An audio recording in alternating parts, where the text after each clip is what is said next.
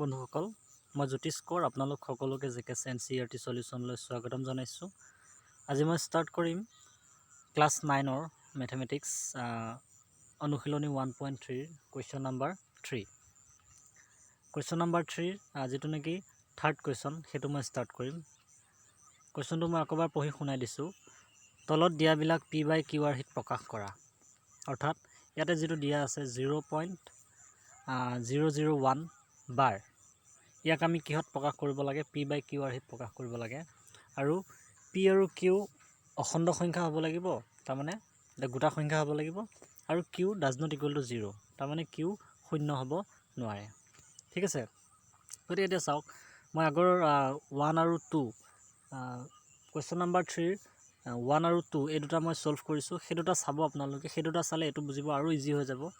তাত মই বাৰে বাৰে একেখিনি কথাই, মেথছ একেখিনি কথাকে মই ৰিপিট কৰি আছোঁ। ঠিক আছে, এতিয়া ইয়াতে চাওক, এতিয়া কুৱেশ্যনটো হৈছে 0.001 বাৰ। এইটো ওপৰত বাৰডাল দেখিছেনে? তাৰমানে বাৰ কাৰ ওপৰত আছে? 0ৰ ওপৰত আছে আৰু 1ৰ ওপৰত আছে। গতিকে এই তিনিটা সংখ্যা ইয়াতে ৰিপিট হ'ব। যাৰ ওপৰত এই মাত্ৰাডাল থাকে সেই সংখ্যাকেইটা ইয়াতে ৰিপিট হয়। সেইকাৰণে মই লিখিছোঁ, চাওক 0.001ৰ ওপৰত যিহেতু বাৰ আছে, গতিকে চাওক 0.001 আকৌ ৰিপিট হৈছে 001, আকৌ ৰিপিট হৈছে 001, এনেকৈ ৰিপিট হৈ গৈয়ে থাকিব। ঠিক আছে, গতিকে এইটোক আমি P/Q আৰ্হিত প্ৰকাশ কৰিব লগা হ'লে মই ইয়াতে ধৰি লৈছোঁ x ইজ ইকুৱেল 0.001 আৰু এইটো মই সমীকৰণ নাম্বাৰ 1 বুলি দিছোঁ। ঠিক আছে, ইয়াতে মই কৈছোঁ সমীকৰণ 1ৰ দুই পক্ষক আমি 1000ৰে পূৰণ কৰি পাওঁ।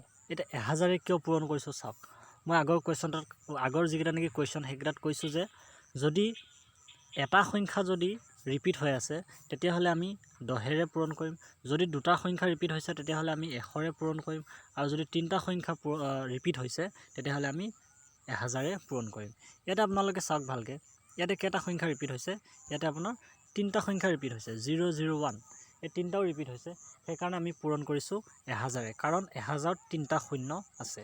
ঠিক আছে, এতিয়া সমীকৰণ 1ৰ দুই পক্ষক যেতিয়া নেকি আমি 1000ৰে পূৰণ কৰিছোঁ, তেতিয়া চাওক xৰ লগত আমি 1000ৰে পূৰণ কৰিলে কিমান পালোঁ?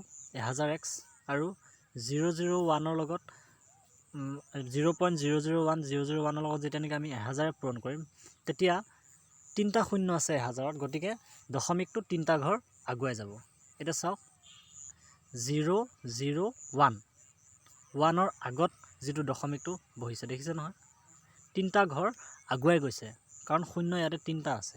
ঠিক আছে, গতিকে আমি নতুন সংখ্যাটো পালোঁ 1.001. ঠিক আছে, এতিয়া আমি নেক্সট লাইনত কি কৰিছোঁ, 1000xটো এনেকেই আছে, বাকী এই সংখ্যাটোক আমি যিটো এইটো সংখ্যা, এই সংখ্যাটোক আমি দুটা ভাগত ভগাই দিছোঁ। 1 গোটা সংখ্যাটোক আমি এক্সট্ৰা কৰি ল'লোঁ, আৰু বাকী দশমিকৰখিনি এক্সট্ৰা কৰি দিলোঁ। এইখিনিলৈ বুজি পাইছে?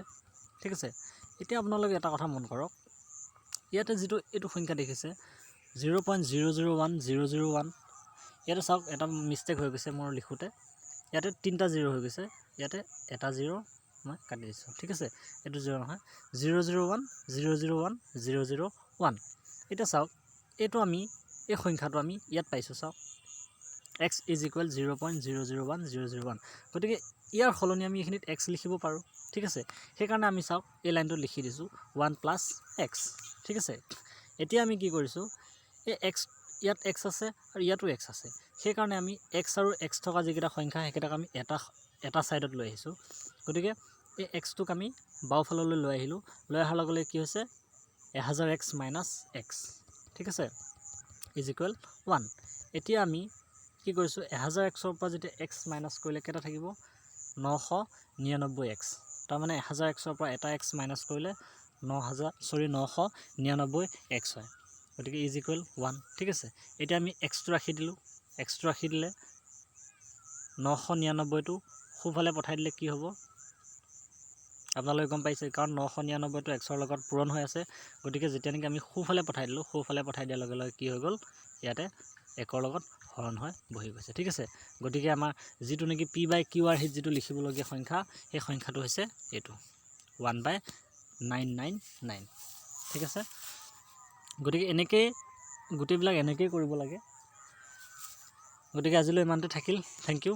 যদি আপোনালোকে কিবা কনফিউজন থাকে তেতিয়াহ'লে মোক কমেণ্ট কৰি জনাব, আৰু যদি ভিডিঅ'টো চাই ভাল পায় তেতিয়াহ'লে লাইক কৰিব, শ্বেয়াৰ কৰিব আৰু ছাবস্ক্ৰাইব কৰি দিব। Thank U.